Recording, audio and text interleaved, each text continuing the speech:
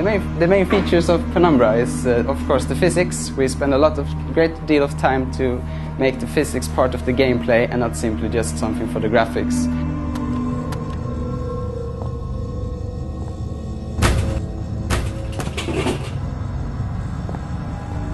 And this also gives the player the option to do a lot of things hands-on in the game. And this draws the player into the game, and from this we believe that we can create quite a horrific ambience in the game.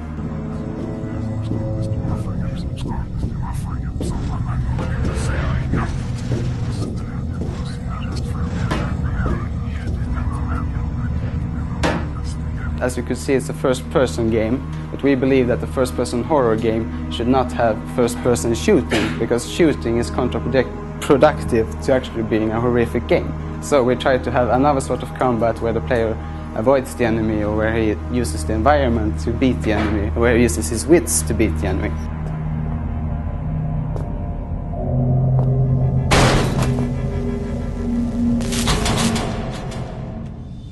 Must have been right.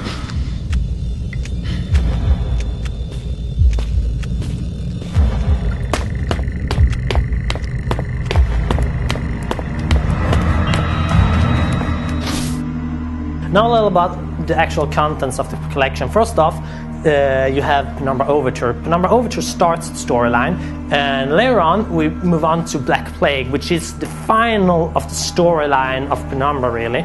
In Requiem, as Jens said, we have a more puzzle focus. We tie some loose ends that was with the story. You get to meet some old characters, and you also have lots of new puzzles. In Penumbra, our goals are, or this is actually what's in Penumbra, over 50% of all puzzles have to do with some kind of physics, and that's quite a lot when you compare it to other games.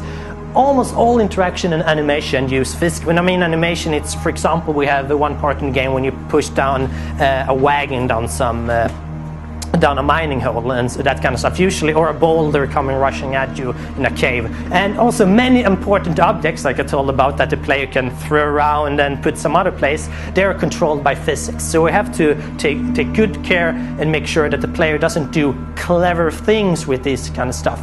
Typical problems and solutions in the Penumbra games. The first example, this is the butterfly effect. And here we're going to show you a very simple gameplay part from Requiem, where we're trying to get barrels to roll down a nice slope.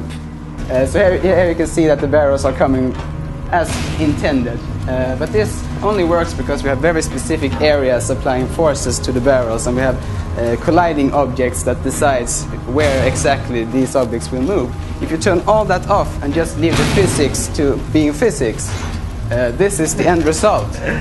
So all sorts of small things can have weird effects. And here's the instability issue. This is an important object, but the player could actually bang it through the floor.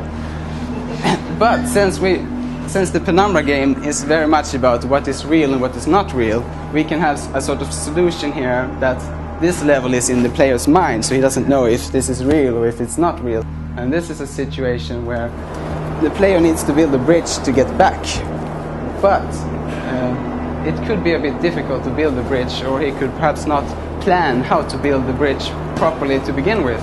So after trying to build it, and it might not be working so very well, since he's supposed to use this to jump up and get back, this might not be a good start. So he gets frustrated.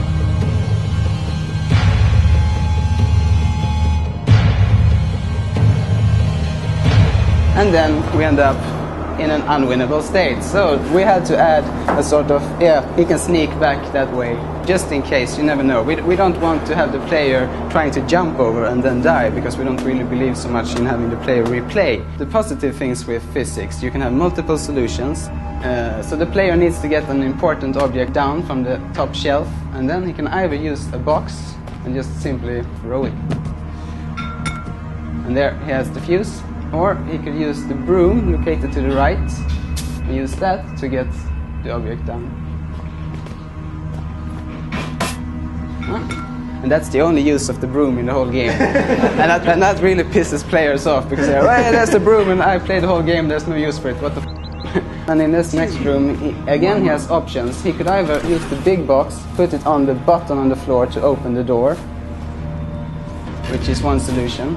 Or he could just skip the box altogether and only use debris from the previous room. And here he has to use three parts to make it go down. But he could also use 2 parts, jump up on it on himself, and then he gets just enough time to run out the door before it goes up again, and then he gets out into the next room. By design, we try to we think of in a sort of 3-step way that the player has to make 3 steps that are not necessary in order to break the game. Sort of so it's a safety net.